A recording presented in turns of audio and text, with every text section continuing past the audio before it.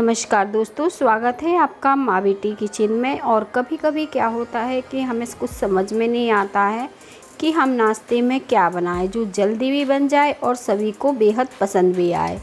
तो इस सॉफ्ट से नाश्ते को चलिए जल्दी से बनाना शुरू करते हैं, जो थोड़ा सा तो क्रिस्पी है ऊपर से, पर अंदर से बहुत ही सॉफ्ट और मज़ेदार है। तो शुरू करते हैं इसे बनाना। हम इसे बनाने के लिए हमने यहाँ पे एक आलू और एक गाजर ली है।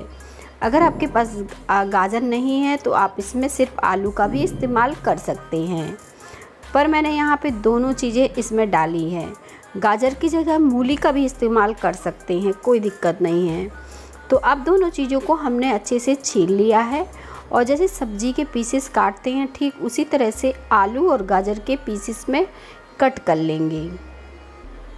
तो इस तरह से मैं इसे काट के तैयार कर रही हूँ पीसेस में। इस तरह से काटने के बाद इनको हम अच्छे से धुल लेंगे और धुलने के बाद हम क्या करेंगे, कोई भी कुकर में इसे डाल देंगे। इसकी हम सीटी लगाकर एक सॉफ्ट सा मतलब आलू और गाजर को पका लेंगे। सॉफ्ट ना हो जाए इसीलिए हमने यहाँ पे कुकर में डाला है ताकि अच्छे से ये सॉफ्ट हो जाए। और आप चाहें तो इसे किसी भी बर्तन में भी उबाल सकते हैं, क्योंकि आलू और गाजर को सिर्फ हमें पकाना है। तो मैंने यहाँ पे 2 सीटी लगा दी है ताकि अच्छी से आलू सॉफ्ट हो जाए।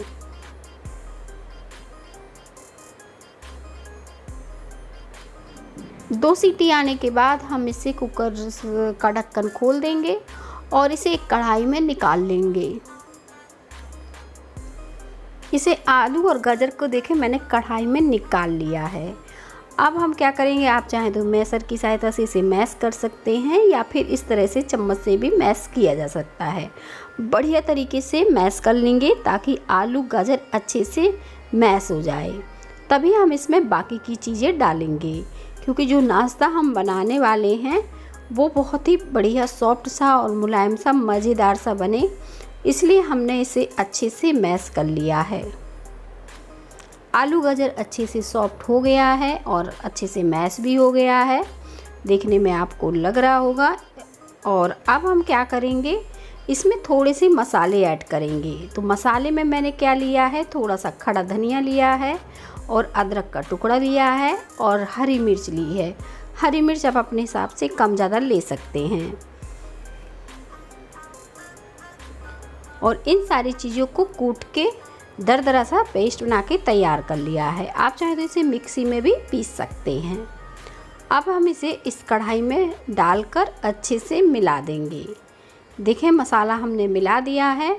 अब हम क्या करेंगे, आधे कप हम यहाँ पे सूजी डालेंगे और साथ में नमक डाल देंगे टेस्ट के हिसाब से। सूजी डालने के बाद हम इसमें आधे कप ही चावल का आटा डालेंगे। अगर आप चावल के आटा नहीं डालना चाहते हैं तो आप सिर्फ सूजी से भी इस नाश्ते को बना सकते हैं। और 1 चम्मच ही हमने यहाँ पे तेल डाला है, साथ में आधे कप पानी डाला है। इन सारी चीज़ों को इस तरह से मिला दिया है और धीमी आंच में अब मैंने इस सारी चीज़ों को गैस पे रख दिया है। आंच को बिल्कुल धीमा रखना है और धीमी आंच में सिर्फ 2 से 3 मिनट इसे पकाना है, बहुत ज़्यादा नहीं पकाना है। 2 से 3 मिनट में ही ये डो के जैसे कंबाइंड सा होने लगेगा। तो इस तरह से इन सारी चीज़ों को अच्छे से मिलाकर पका लेते हैं सिर्फ 2 से 3 मिनट के लिए। और देखें 2 से 3 मिनट हो गया है और ये सारी चीज़ें देखें इस तरह से कंबाइंड सी हो रही हैं। अब हम क्या करेंगे, इसे थोड़ा सा इस तरह से फैला देंगे ताकि ये ठंडा हो जाए, क्योंकि ये सारी चीज़ें अच्छे से पक चुकी हैं। बहुत ज़्यादा नहीं पकाना है हमें। अब हम इसे ढककर ठंडा करेंगे।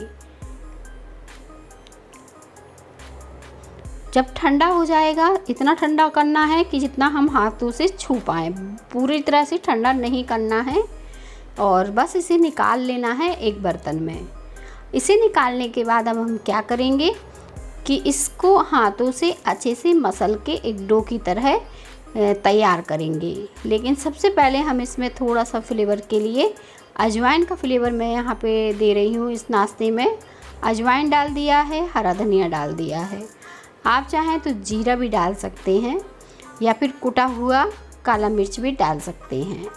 और बस इसे हाथों से अच्छे से कंबाइन सा करेंगे। अगर आपको लगे ये बहुत ज़्यादा गीला है, कंबाइन नहीं हो रहा है, तो आप यहाँ पे क्या करिए, ये चावल का आटा लीजिए और इसे अच्छे से गूँथ के तैयार कर लीजिए। बस थोड़ा सा ही चावल का आटा डालेंगे और ये डो की तरह बन जाएगा। चावल का आटा नहीं है तो आटा का भी इस्तेमाल कर सकते हैं, कोई दिक्कत नहीं है। थोड़ा सा आटा ले लीजिए और इसे इस तरह से चिकना सा गूँथ के तैयार कर लीजिए। अब ये डो हमारा तैयार हो गया है। इसकी एक लोई लेंगे, जैसे पूड़ी बनाने के लिए लोई लेते हैं, ठीक उसी तरह। अब हम इस लोई को बेल लेंगे। तो मैं यहाँ पे चावल के आटा हल्का सा लगा के बेल रही हूँ ताकि ये चिपके नहीं। और आप चाहें तो इसे इस तरह से बेल के ही सेक सकते हैं, या फिर क्या करें कि इस तरह से बेलने के बाद गिलास से भी काट सकते हैं। तो जैसी सुविधा हो वैसा कर सकते हैं, या फिर इसी तरह से बेल के भी तैयार कर सकते हैं, या फिर गिलास से काट भी सकते हैं इस तरीके से, या फिर ना काटें ऐसे भी तल सकते हैं, कोई दिक्कत नहीं। अगर थोड़ा सा सुंदर दिखना है नाश्ते को तो आप गिलास या कटोरी से इस तरह से काट भी सकते हैं। अब हम क्या करेंगे, सारे नाश्ते ना हमें इसी तरह से बेल कर तैयार करना है पूड़ी के जैसे। तो इसी तरह से हम बाकी के भी बना लेते हैं और तेल को गरम करने के लिए रख देते हैं, क्योंकि अब हम नाश्ते बनाने में बहुत ज़्यादा समय नहीं लगने वाला है और अब झटपट से ये नाश्ता तलकर तैयार हो जाएगा।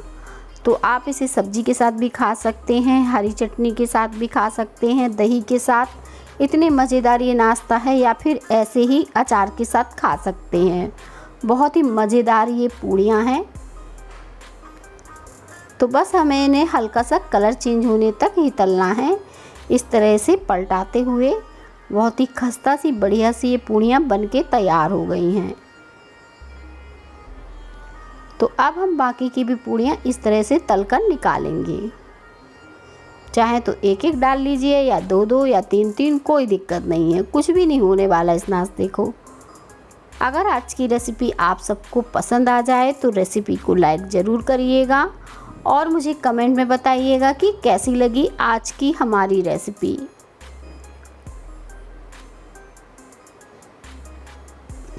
अब हमारा नाश्ता देखें बनके तैयार हो गया है। बहुत ही बढ़िया तल के फूली फूली पूड़ियाँ बन गई हैं।